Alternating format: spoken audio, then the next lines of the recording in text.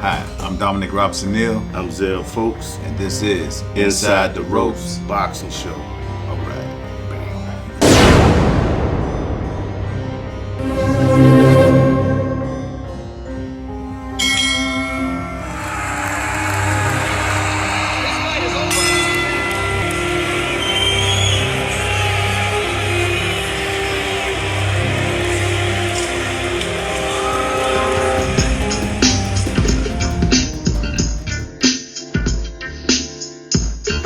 Dominic Robson-Neal. We got another exciting episode of Inside the Ropes with my co-host Marlon Clemens. Marlon got out the house, and it's a Monday too. PTO. Oh, girl must be at work. Oh, see, I get him out the house anytime. Hey, so we're gonna talk about a little boxing. We took our young rising stars up to Fayetteville, North Carolina, to Tony Burgess' gym. And they had a lot of boxers from all over North Carolina, a few from South Carolina, and they had a good day of sparring. I'll let Coach Marlon start talking about it first. Yeah, we took that trip up to Spring Lake, North Carolina on Saturday. We took, about 7 fighters up there. Got tremendous work up there. All of the sparring was pretty good. What I took away from the sparring is that our guys down here can compete with anybody. No matter where we take them, we know that they can hold their own and compete, and it's just about constantly developing the fighter skill set so that they can be the best of the best. Correct. That's one thing I like to know about when I train guys. You know, it's good to box in your own gym, but in a dog or a fight in his own backyard, you gotta take them dogs out and shit. They'll go anywhere else, you know, and do the same thing. Our guys went out there and they really showed that. You know, people around the gym, you can just look at the body language like, oh, them guys came down here, they can fight. They can hold their own. They gonna get in there and bang. They can box, fight, whatever. It's the difference between boxing and fighting, but they can box and fight. So they went out there and we, showed up and showed out. It was great. Good work. You know, we got a lot of young guys, starting out their amateur career, and they're going up against a lot of seasoned amateurs, and so it's always a good sign when you can see that your younger fighters who haven't been in the game as long can hold their own. So yeah, I agree. Like most of our guys, some of them not even a year and a half deep, but right. they on the level. They're competing like, they can compete with anybody. Definitely. So I'm proud of them.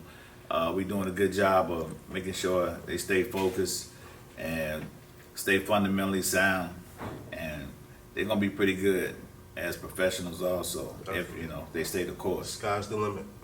Well, we got some upcoming fights. We got Canelo and Charlo at the end of the month. What do you think? Well, we got 12 days. My stance is still the same.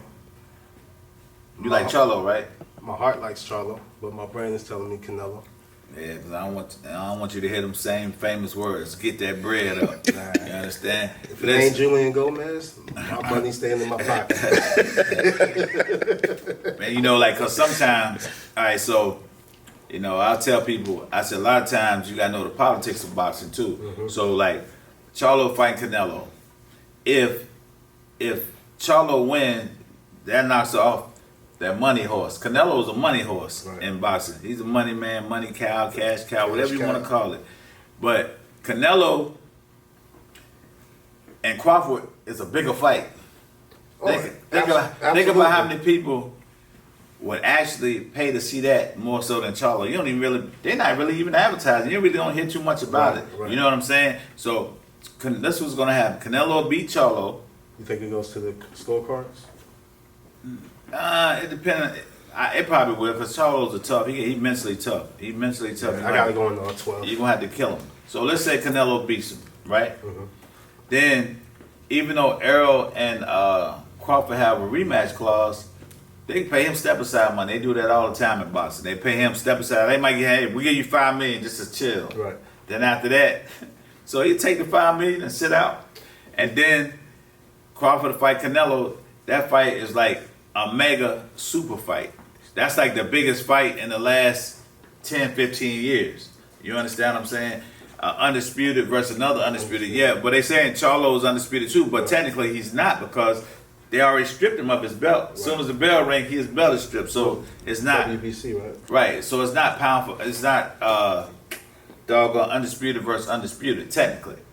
But Crawford and Canelo, that's a big fight, and both of them signed the PBC now. Right. So those two, man, they will advertise their fight. They'll call it probably the fight of the decade. So you're saying have Crawford fight Canelo first and then go back down to Spence? He probably Or if he leave listen Spence if Crawford beats Canelo, let's say he outpoints and beats him, right? Mm-hmm.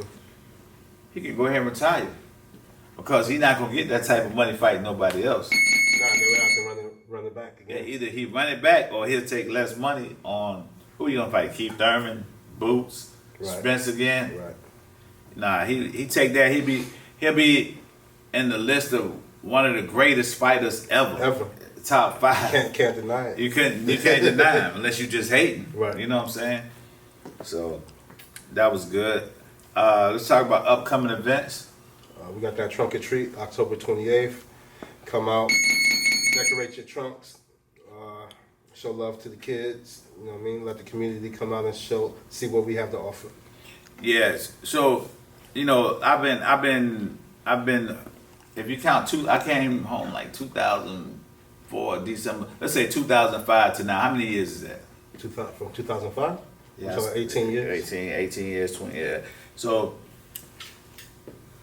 I think my amateur team now is probably like, well, I might have one, like most of the time I would just have Dre when I was coming up. Like he'd be the only one to stick with because he didn't have an option. Right. He wouldn't. But my little amateur team now, they're going to come up. I'm going to see how good they do at the Nationals December. We're going to take them to the Nationals December and see how good they, see how good they do. Definitely. Just to check them on that level. You got to take them to compete against the best to see if you're the best. You know what I'm saying? So Absolutely. now we think about prime time this weekend. Prime time. Prime time. I actually missed the game on Saturday due to fire stick issues. But I watched the highlights and Man, that was a great game, man. man, I'm mad I It missed was. it. Like 2:30 in the morning. Yeah, Watching football. Listen, and I just, it's funny. I said, man, when they was losing, I said, man, God got his hand on Dion. I said, they're gonna come back and win this game. I said, what? I said, they're gonna go into overtime. I'm sitting there saying this to myself. I said, they're gonna go in overtime and they're gonna beat them. And sure enough, that's the way it played out. I said, boy, Shador Sanders have poise. That man, He liked That's that, why I've been man. preaching. he took him. He's like He had 2 minutes left. 98 yards. He took him 98 yards. Nice throws, good decisions, and they was back in the cover too, defense. So he was threading the needle. Man, that was And good. then had to do make the 2-point conversion. Then they had to make the 2-point conversion. You got to hold your, excuse my language, you got to hold your nuts to say, I'm going to doggone try a 2-point conversion. And not only that, in overtime, elected to take the ball first. Yep. They scored. That's That's a better look, though, taking it You're not first. supposed to take the ball first in overtime. You put your defense on the field first. He Nah, said, they No. But the only reason I say that because they had momentum.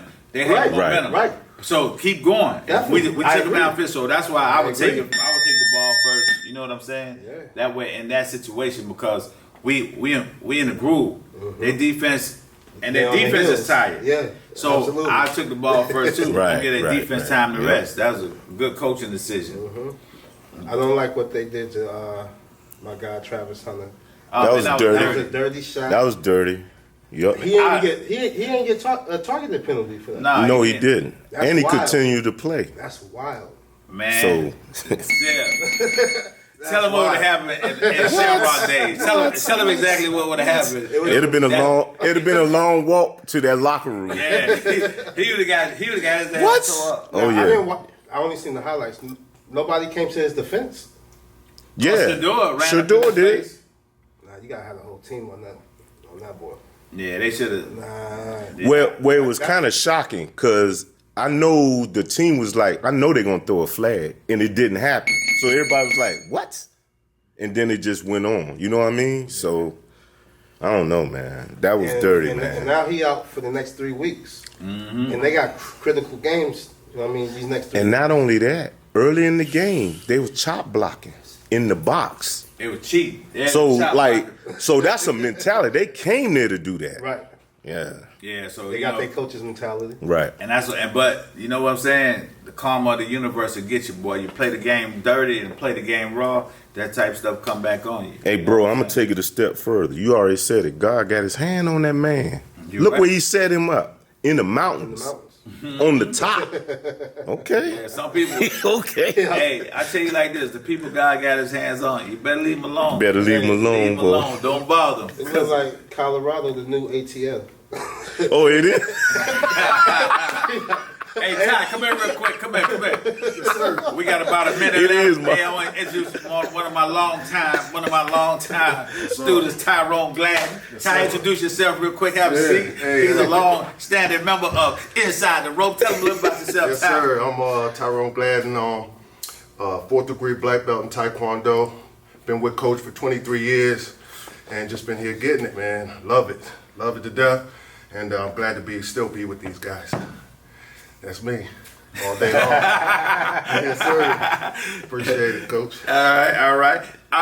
This has been another episode of Inside the Ropes with my co-host Marlon Clemens out of the house and all about, and my dog Tyrone Glad. Yes, sir. I'm outside. He outside. We outside. He ain't scared to come outside today. Right. All right.